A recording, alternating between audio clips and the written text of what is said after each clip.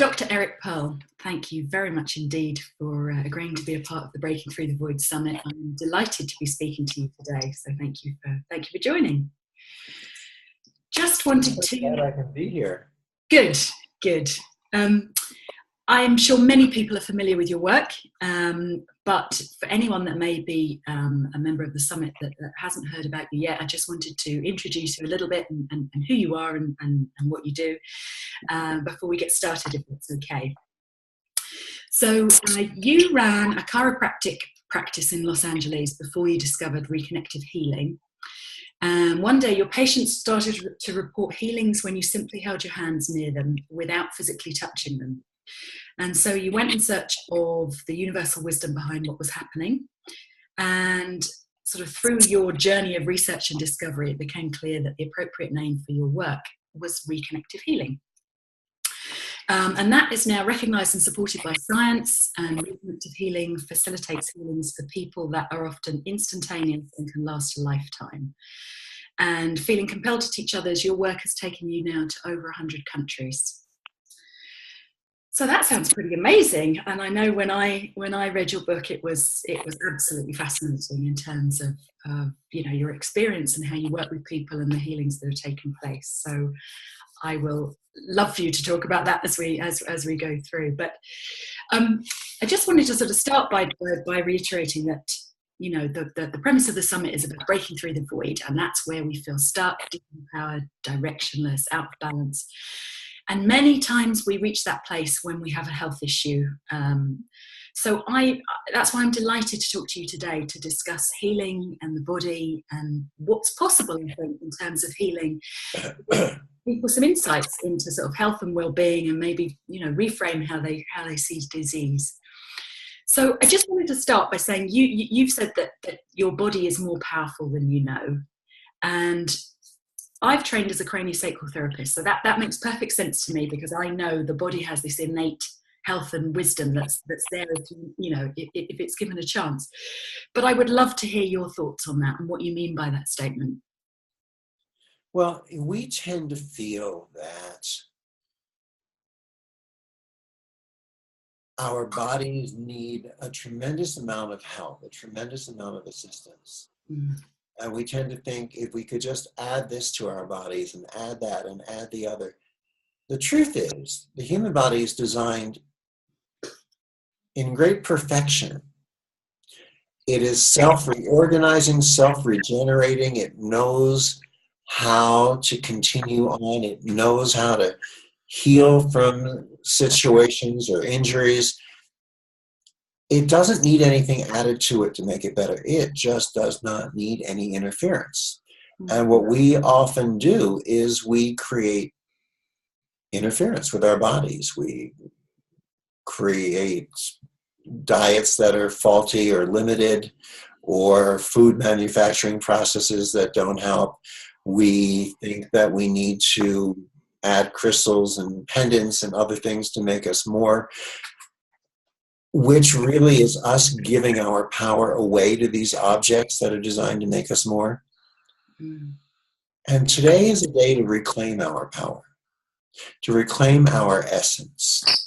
As Gary Zukov would say, our external power, the objects, the techniques, the rituals, is us giving things away. We lose those objects, we forget the rituals, the techniques. We can give those pieces away as well. Our external power is transient, but our internal power is eternal. And as long as we keep filling our container up with the external, we're really giving away our internal, our eternal. We're vesting ourselves in these rituals and objects. And the same thing is what we started to talk about, which I immediately got off that first subject, I don't know how, was, you know, what we're doing with our foods on the planet too. Our bodies know how to utilize appropriate balanced nutrients. We don't have to go overboard with 600 bottles of food supplements or other nutritional supplements. We just really want to do our best to eat in a natural, healthy form. Our bodies are more powerful than we know. We're helping our bodies all the time externally instead of just getting the externals out of the way and letting our body balance itself. So what can people do then to sort of reclaim that power and to give the body a voice, for want of a better way of describing it? How do you want to work with the body? Do you want to work with the body just on the physical plane? Because and we're much more than that, aren't we? Aren't we? Yeah. And you started talking about breaking through the void. Yeah. And often people break through the void when they have a health crisis, you spoke about. Yeah. Emotional crisis.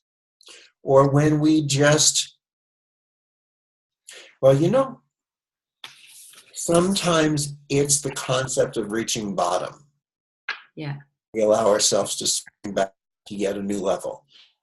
My own story for that very easily.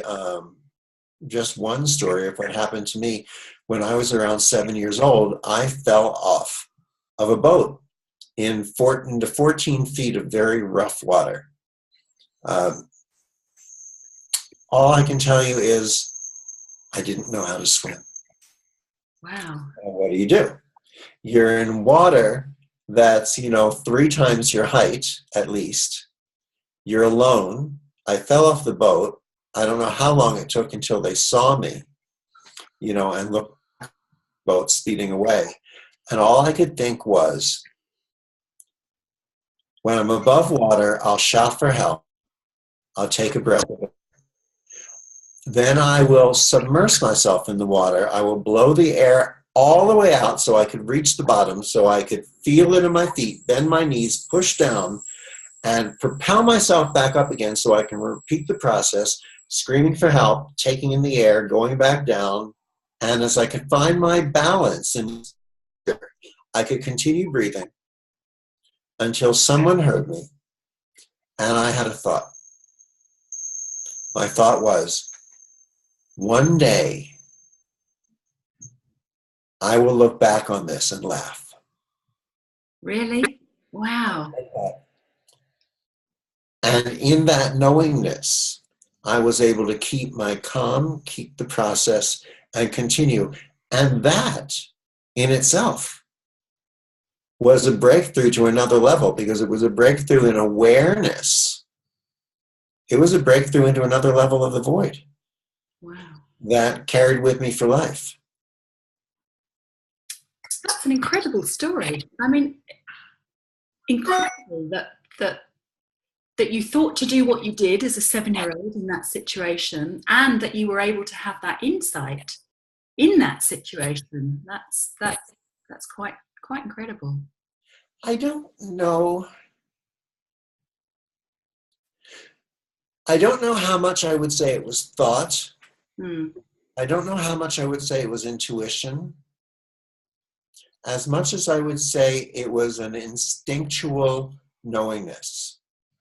Our instinct seems to carry our many answers in a given moment when we don't have time to think out a process, when we may not necessarily have the time to even go into intuition, because really we've got thought over here, we've got our instinct over here, and intuition is really thought and instinct combined, and there's a time for it. But imagine, for example, that you take a trip to the heart of Africa.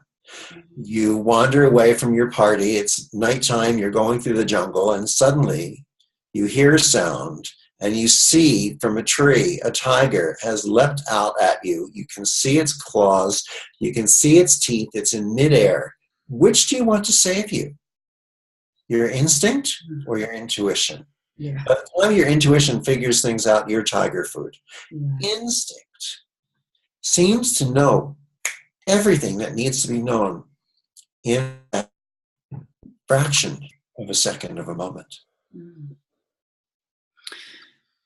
So is that what you would suggest people start listening to to their instinct when it comes to their own kind of health? I really do feel that we second guess our instinct continuously. Yeah. And oftentimes it's our instinct that knows the answer. Now, that doesn't mean don't think about things. Obviously, let's think about things and let's study them and let's analyze them and let's see what we come up with. And let's look at, GMO foods and other things that we put into our systems and evaluate the wisdom and the lack of wisdom in these things. And then again, even if we're just on the concept as simple as nutrition, there's an expression. 2 nutritionists, 3 opinions. I mean, we just don't always agree on what's going on. Yeah. Yeah.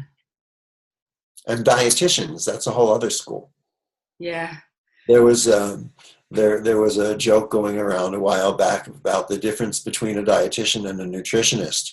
Is that a dietitian calculates how many pounds of glazed donuts it takes to feed 365 school children, and the nutritionist is the person who tells you no. Because dietitians focus a lot on what go into our mouths. Yeah. And nutritionists more what goes into the cells. Now today, it's not the same way. Right. Today, dietitians and nutritionists are both more health conscious than they were, going back 30 years ago. But it was an interesting concept. And again, 2 nutritionists, 2 dietitians, 3 opinions. Yeah. Yeah, there's a lot of conflicting information for people to take on, isn't there? There is. And Reconnective Healing is very interesting in the way that it doesn't require us to analyze, to figure things out. Yeah. It doesn't require us to come up with just the logical answer according to our limited conscious human educated mind. Reconnective healing allows us instead to step into a position where we simply become the witness and the witnessed. We observe the situation. We observe ourselves in the situation, observing it. Yeah. And in witnessing, in observing without judgment, what we do get to see is the perfect orchestration of, call it, the field, as Lynn McTaggart would say, 0-point field, or call it the intelligence of the universe, or call it the intelligence of God, or call it love, or call it what you will. We can see the perfect orchestration and balancing by this intelligence oftentimes when we get out of the way, and that allows us to bring greater wisdom into our own lives from what we've allowed ourselves to witness by not judging it. Mm. Is that hard to do? I mean, I'd love to know about reconnective healing. I know you train it all over the world now. It's really growing and well received. Can anyone do it? Do you have to have a particular skill or set of beliefs or aptitude, or is it something that we could all potentially tap into and learn? Reconnective healing is here on the planet for us to learn, because it's here for every one of us to learn. I was a little concerned in the beginning because, well, when I was doing it, practicing reconnective healing in a private practice, I would see maybe 8-10 people a day, 6 days a week. Yeah. And that was fine for me. But there came a point where so many people wanted to learn it that I thought I would try to teach it. But I was concerned, I was worried, could everyone learn this? Well, actually, my first worry was, could I speak for hours at a time, and not run out of things to say? Well, I got past that one. Now I can speak for hours at a time and have hours more to say when it's time for me to shut up. And I thought, what if everyone was not able to learn this? What if they were not able to learn this? But I found so far that there has not been anyone unable to learn reconnective healing, even people who come in with limitations, even people who have lost their sense of sight, even with people who are paraplegic or quadriplegic. There seems to be no limitation, because Well, let me see if I want to rephrase that. There are no limitations that are not self-imposed. Okay.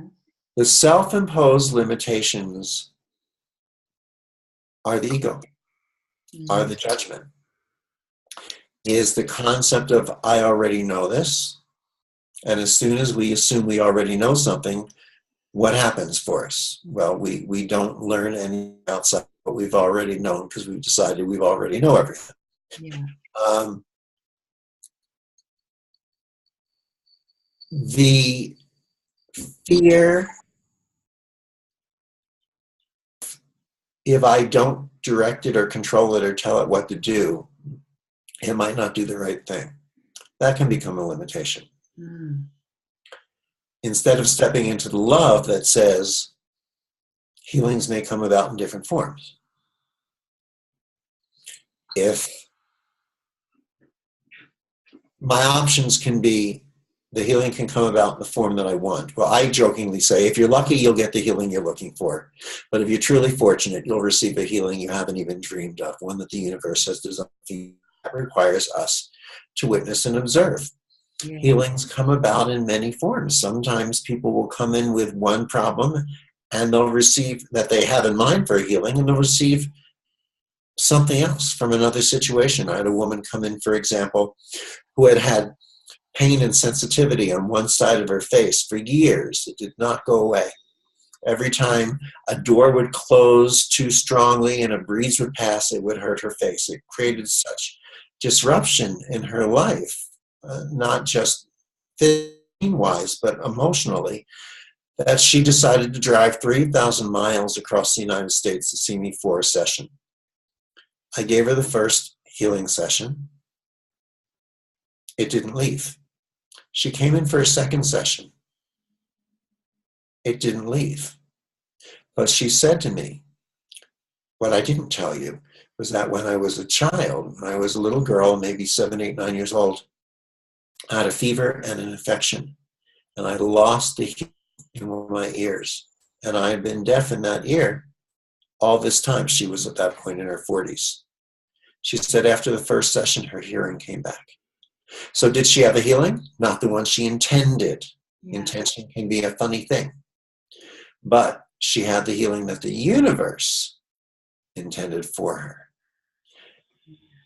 Healings don't always mean that we live. We think if the healing works and the person has a problem that might result in them losing their lives, that the only proper healing is that they live. But I remember being called in by a very well-known oncologist to see if I would see one of his patients who was on her last stages, as he put it. So I had a long day at work, and I agreed to go that night. I went over that night to her hospital suite. I walked into the room. Her husband was sitting there in a chair. I introduced myself. He pointed to his wife. He said, "That's my wife. She's asleep in the bed over there." I said, "I'll try not to wake her." I walked over to where she was, and I started to work. I held my hands in the air above her and began to work while she was out, while she was asleep, as he had told me. And she opened her eyes.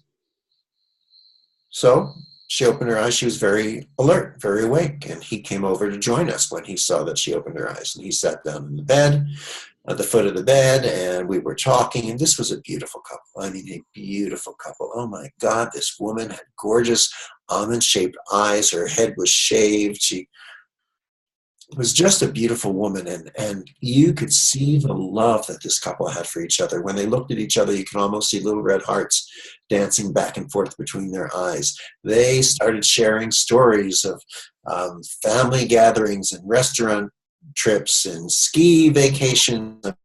They were only in their 30s, but such an exquisite couple. And I worked for a while, and it was late at night, and I said, "Well, it's time, we're finished, and I need to leave." And suddenly she said to him, "I have a really strong craving for ice cream. Special kind of ice cream that's only made in one shop way across Los Angeles. 2 flavors, would you leave it?" And he was more than happy to get it for her. He rushed to bundle up and put on his coat. She said, "I also want some cheesecake from someplace else." He was thrilled to go, and I thought, I'm having a good time. This is a beautiful, fun, lovely couple. Why should I leave her alone? I know he'll be gone at least 45 minutes at night, going to 2 different places. I'll stay with her. So we all agreed. He walked out the door. The moment the door clicked shut, the moment it clicked shut, all color left her face. All light left her eyes. Her very animated movement and tone of voice went into a flat monotone, no movement at all. She looked at me and she said, I'm going to leave now. And I knew she didn't mean she was going shopping. She was planning on leaving her body. And I said, oh, no, you're not. And she repeated, I'm going to leave now. And I repeated, oh, no, you're not. Because I had absolutely no intention. Loving man coming back with his arms filled with ice cream and cheesecake, bags of ice cream and cheesecake, finding me sitting next to his dead wife. So I figured if I could just keep her talking, And I said, wouldn't you want this private time with your husband? Aren't there things you might want to share with him? Aren't there things that he might want to share with you? I don't know what I said. I just kept talking for the longest 45 minutes of my life until finally he came back into the hotel room, just as I imagined, with bags of ice cream and cheesecake in his hands. And she, as if nothing had gone on at all, snapped back into who she was before he left. Color, light, face, laughter, tone. If I had told him what went on, he would have had absolutely no reason at all to have believed me. He offered me some ice cream, and I was not very hungry. I said, thank you very much. I really do think it's time for me. And I left. The next morning, I got a phone call from him, from the husband, to let me know that his wife had transitioned. I told him that I knew that she would, and he asked me why, and so I shared the story with him of what happened when he was gone. I want you to know something. When you started to work on her, and she opened her eyes, she didn't just wake up. She had been in a coma for the past 2 months. He had been sitting there every night, reading a book, keeping company, just maybe for the chance to glimmer this woman that he clearly loved so strongly. He didn't have her for that glimpse or glimmer. He had her alive and laughing for 3 hours. Someone could say, there was no healing, she died. There was clearly a healing. This woman was transitioning. It was part of her plan. It was not for us to say it wasn't. But she had what she needed. He had what he needed. I know that she knew that he needed that time with her, just so he could let her go. And she needed to know that she gave it to him. We have to stop judging the healings. Instead of saying, what if the healing works? What if the healing doesn't work? Maybe it's time for us to recognize that the healing always works, but it may not always come about in the form that we think it should. But are we? Because we're participating in every healing. We're not merely an observer that's uninvolved. We're an observer, but we're also a participant.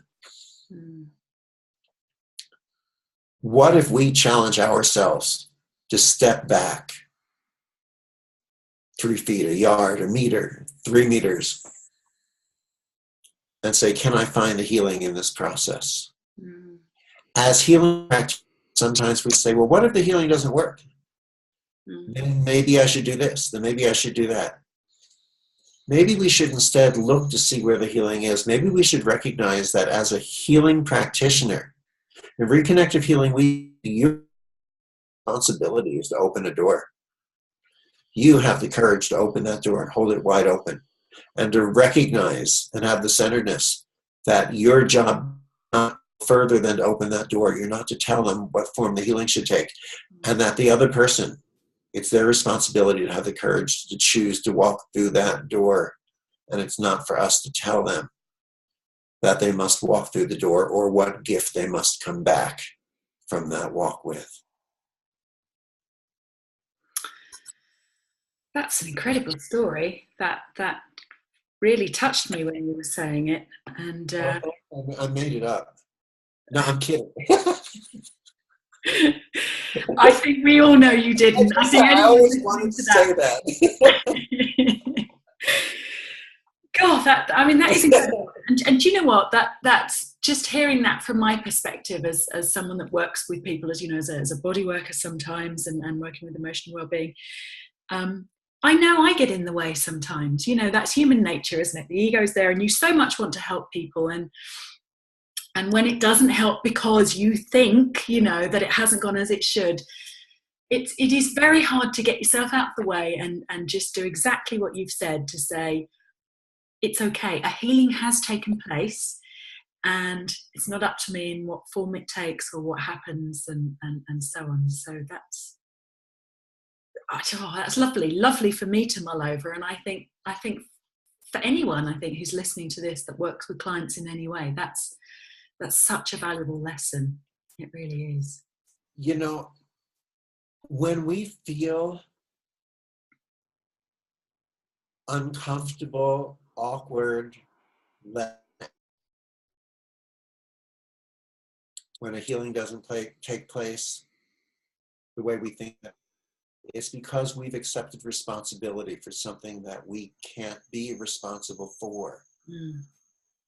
And what that's an indicator of is that consciously or not consciously, to varying degrees, we've also been accepting credit for the beautiful healings we've seen that have come about. And the more we accept the credit, the more, when we don't see what we think should come about, we take on a feeling of guilt, of responsibility. And to phrase this in the language of someone who successfully made it through the 60s and the 70s, the high is not worth the crash.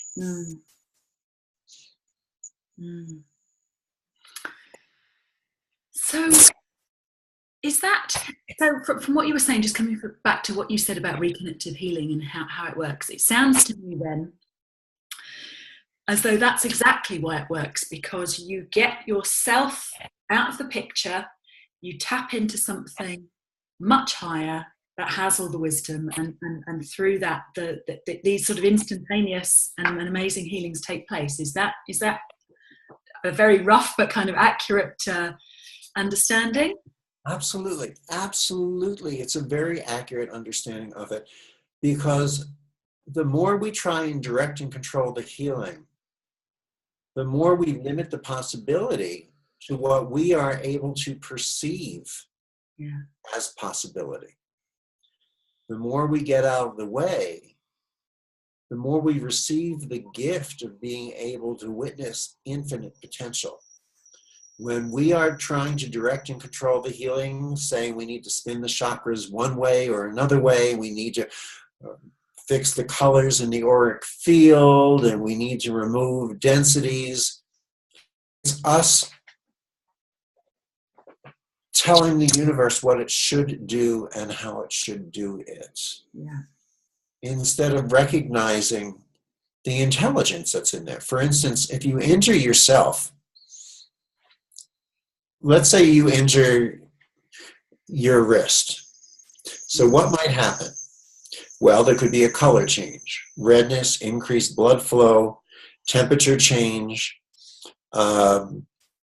bruising afterwards that could take a week or maybe even longer to go away. Density, the swelling will limit the extended movement of the wrist to protect the joint so you don't further damage it. All that is the intelligence of the universe demonstrating itself through the innate intelligence of our human body. What's not so intelligent is when we interfere. Oftentimes we take this person and bring in an artificial electrical stimuli to short circuit the nervous system. So the wrist, the pain in the wrist, is really your body calling up to the telephone system to your brain saying, help me, help me, help me. I have damage here. And so the body says, okay, I'm going to send increased blood flow to wash away the bad cells, and it'll raise the temperature and give different biochemical responses and blah, blah, blah, blah, blah. And we observe that process. But in the healing field, we often don't pay attention to that observation. We try to intervene. We say, remove the colors and spin the chakras differently and get rid of the densities and allow the density to flow. And we're not realizing that maybe the chakras are spinning in different directions. Maybe that's the same intelligence that the body uses to redirect the blood flow. Maybe if there's areas of density in the energy field, removing them so that everything really, again, might not be so intelligent. Maybe that density is the same thing that's protecting the overuse of the wrist and bathing it in healing nutrient fluids so new cells can be produced. Maybe what we're doing in the healing field by trying to fix this and fix that and fix the other and change it the way we think it should be is we're saying, thanks a lot, God. Looks like you've done a really powerful, swell job with most of the universe up until now, but you missed these thoughts. Please allow me in my infinite training and wisdom to fix them for you. Here, keep my little pink business card with the rainbows and the fairies on it. Let me call you anytime, or please call me anytime I can help you again. Meanwhile, I have to run now and go teach a class. I'm teaching on how to transcend your ego. By the way, you might want to come. There's always something for everyone to learn. You know, we don't always see ourselves with clarity. And sometimes, to get back to a question you asked about 15 minutes ago, it's a challenge to the ego to witness ourselves. But the return on our investment is phenomenal. The return on our investment is phenomenal. The more we're willing to go through the discomfort of walking through the fear or the insecurity of the ego to just observe ourselves and not doing something, the more we gain. There is a, what am I looking for? There's a word I'm looking for, but there's a centeredness that we want to learn to gain in the perceived chaos. Chaos, as we perceive it, are the things that we can't control.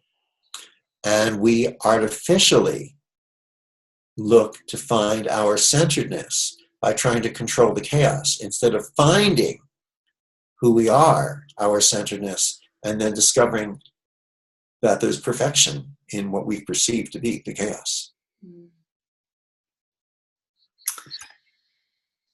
Eric, I'm sorry to say we're kind of getting to the point where we're out of time, and I could sit and listen to you for a lot longer.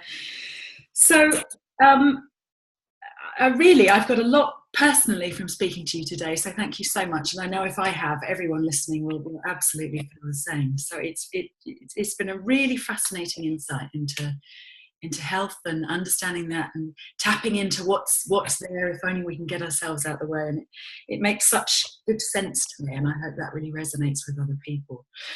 So just wanted to finish by saying, how can people connect with you and your work? Is there anything you want to share with people as we sort of draw to a close? Well, when we teach Reconnective Healing, what we've done now, just recently, is we've taken the first couple of days of training and condensed them into an 8-hour online course. Okay. So it's called the Online Level 1 Learning Experience. And we give you 8 hours.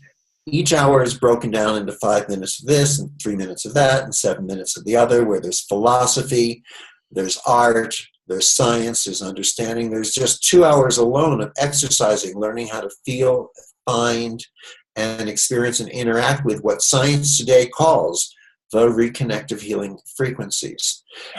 you can use this course to help bring the reconnective healing frequencies into your everyday life to actually live in the awareness, the consciousness of this field and your own healing evolution. But if you want to take it to the next level, we teach the live level 2 learning experience where Jillian, my partner, who's not here with us today in this interview, and I teach this work live so that you're able to learn how to do this, even how to facilitate self-healings and how to facilitate healings for others. And we'll be doing a live training programs. Our live training programs in 2018 will be in Prague in February.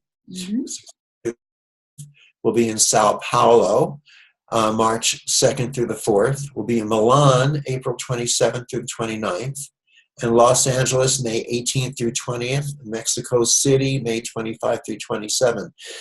So obviously, you don't need to because I teach in English, but for everyone else who wants to come, it's simultaneously translated into those languages. So again, it'll be in Prague, Sao Paulo, Milan, Los Angeles, and Mexico City, 2018. Well, that sounds amazing. That sounds amazing, and fantastic that you're doing the online course as well, so that you can, for people that might be unsure or whatever, or just for their own personal journey back to health and well-being, great that they can start with that and already gain a lot from that course. So that's wonderful. Thank you. I have a link to your website on the summit pages as well, so people can go there to find out more as well. And very cool. And I think one of the first things we can do for ourselves in our everyday lives might be just to look and say, where can I have been? Where can I feel more than I have been? Yeah. When I'm at the checkout counter at the market, it seems a little bit tense or less than charming. Can I go inside and feel what her day might have been like for her? Mm. When I respond a certain way, can I go back and feel the need showing the hurt that brought it about? Can I find the love of the essence of who I am? Can I see myself in someone else? And can I be a light that allows them to see themselves in me? I think this might be our first step towards becoming modern day healers. Beautiful. Well, that's a beautiful note to end on, I think, Eric, to leave everyone with that thought. So again, thank you for a wonderful interview. It's been an absolute pleasure to speak to you today. Thank you. It's been mine. Thank you.